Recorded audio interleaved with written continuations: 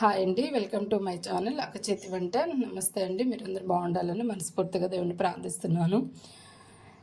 Early morning మనకి టిఫిన్కి కావాల్సిన చట్నీ నేను మీకు ఈరోజు చూపించబోతున్నాను. మన రెసిపీలో పల్లీలు చట్నీ అంటే వేరుశనగపప్పు మేమంటాము ఇక్కడ. వేరుశనగపప్పు నేను ఒక 3/4 కప్పు తీసుకున్నాను. అలాగే జీలకర్ర తీసుకున్నాను, అల్లము ఒక చిన్న ముక్క తీసుకున్నాను, ఒక 8 పచ్చిమిర్చి తీసుకున్నానండి, తాలింపుకి కరివేపాకు తీసుకున్నాను. మరి చేసే విధానం మనం చూద్దామండి. ముందుగా స్టవ్ వెలిగించుకొని ఆయిల్ పోసుకుందాము.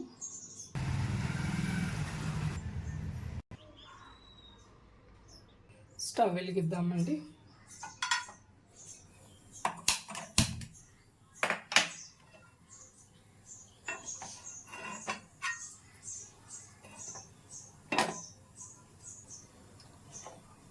ఆయిల్ పోద్దాం. మనకు కావాల్సినంత ఆయిల్ వేసుకుందాం.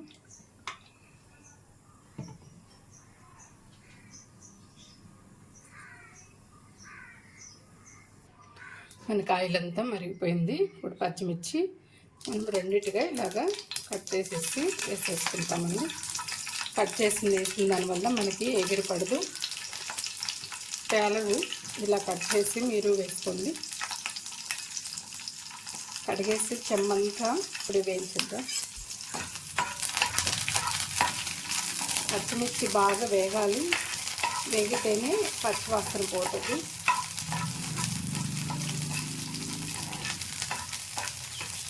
ఇందులోనే మనము పల్లీలు కూడా వేసేద్దామండి.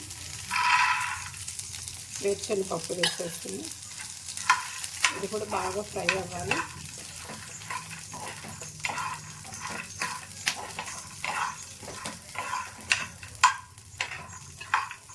పచ్చివాసన పోయేంత వరకు మనము పచ్చిమిర్చి కానీ పల్లీలు కానీ వేయించుకున్నామంటే బాగుంటుంది. పచ్చిమిర్చి వేగింది అని అంటే ఇట్లాగా మనకి కలర్ ఇట్లాగా వాడినట్టు వస్తుంది. కనుక దాన్ని చూసుకొని మీరు వేయించుకోండి. పల్లీలు కూడాను కలర్ చేంజ్ అవుతుంది.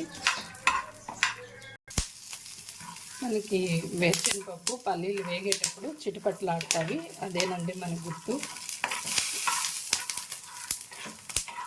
చూడండి, ఇంత చిట్టుపట్లు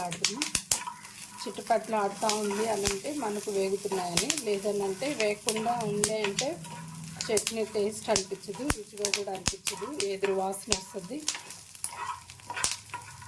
మనం దించుకునే ముందు సరిగ్గా అన్నీ వేగిపోయినాయి. చివరిగా మనము జీలకర్ర కూడా వేసేస్తాం. ఒకసారి ఇలా ఆపేద్దామండి. కొద్దిగా చల్లారిన తర్వాత మనం మిక్సీలో వేసుకుందాము. ఇప్పుడు ఈ పప్పు అంతా మనం మిక్సీ జార్లోకి తీసేసుకుందాము.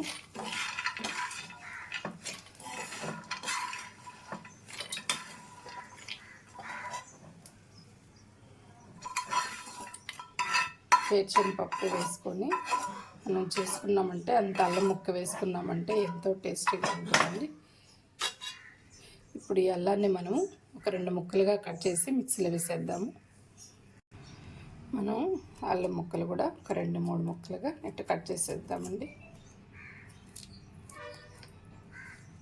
అల్లం వేసామంటే చాలా టేస్ట్ అనిపిస్తుంది అండి. సాల్ట్ కూడా వేస్తున్నాము ముందుగానే. తగినంత వేసుకోండి మీకు సాల్ట్. వెల్లుల్లి కూడా వేద్దాము. చూడండి, నేనైతే వెల్లుల్లి ఒక 3 తీసుకున్నాను. ఎందుకనంటే అల్లం వేసాము, పచ్చిమిర్చి వేసాము, అలా జీలకర్ర వేసాము, అన్నీ వేసాము కాబట్టి ఘాటు ఎక్కువ కాకుండా ఉండడానికి నేనైతే ఒక 3 వేసాను. మీకు ఇష్టం వచ్చినట్టు వేసుకోండి. 2 వేసుకున్నప్పుడైతే మనం మిక్సీ పట్టేద్దామండి. కొద్దిగా వాటర్ పోసుకుంటూ మనం మిక్సీ పట్టేసి బౌల్లో షిఫ్ట్ చేసేద్దాం. చూడండి, మనం మిక్సీ పట్టేస్తాం. దీనంతా ఒక బౌల్లో తీసేసుకొని ఒక్కరొంత మనం పోపు వేసేస్తున్నామండి.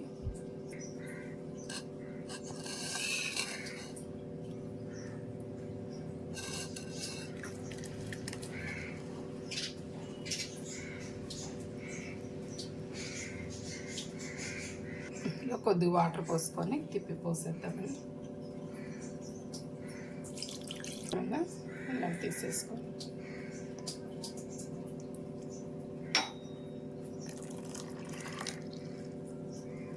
ఇప్పుడు పోపు పెట్టేద్దాం, తాలింపు పెట్టేద్దామండి.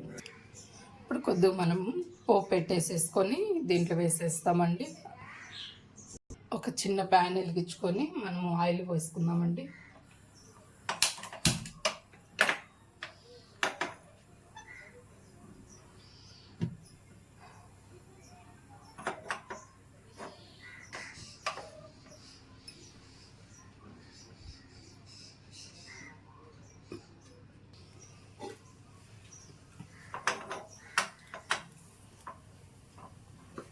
ఆయిల్ పోసుకుందామండి.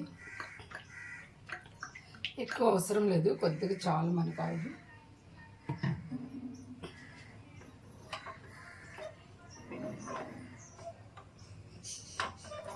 చూడండి, నేను కొంచెమే పోసాను ఆయిల్.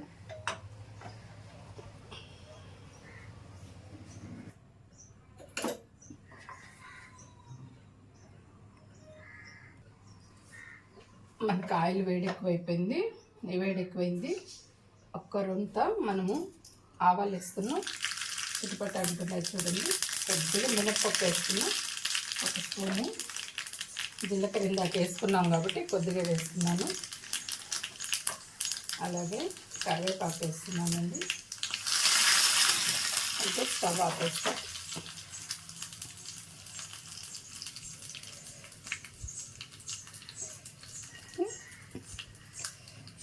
ఇది మనము చట్నీలో వేసేద్దామండి.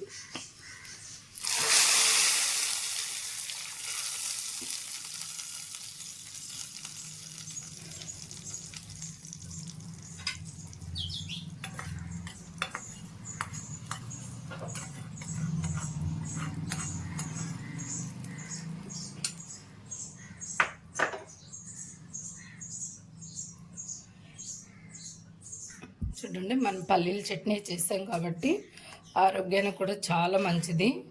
మరి పల్లీలు, వేరుశనగపప్పు మనకి చాలా బ్లడ్ పడుతుంది. అందుకని నేను వేరుశనగపప్పు కూడా తోనే నేను చట్నీ చేశాను. మీకు ఇష్టమైతే ఇలానే చేసుకోండి, లేదంటే దీంట్లోకి మీరు బద్దపప్పు, శనగపప్పు కూడా మీరు కలుపుకోవచ్చు. నేనైతే ఇలా చేశాను చూడండి. మనము దోశలకు రెడీ చేసేద్దామండి.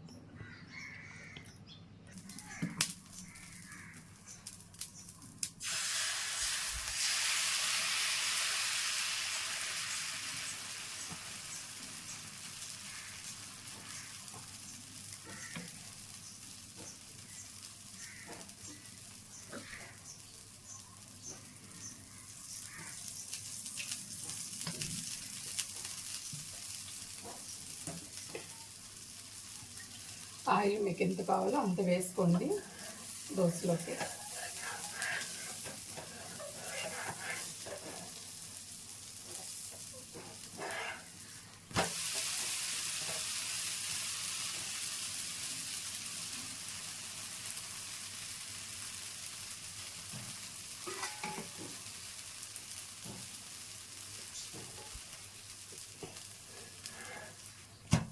మనము సర్వింగ్ బౌల్లోకి తీసేసుకుందామండి.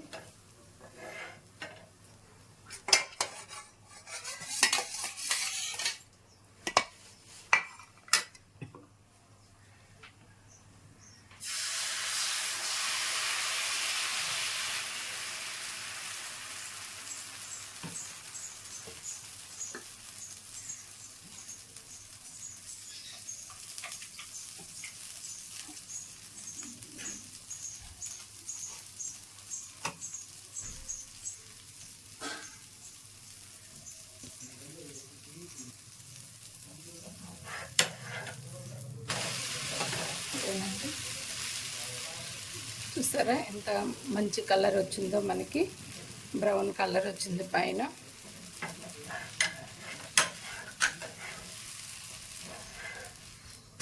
తీసేసి పెట్టేసుకొని సర్వింగ్ బౌల్లో తీసేసుకుని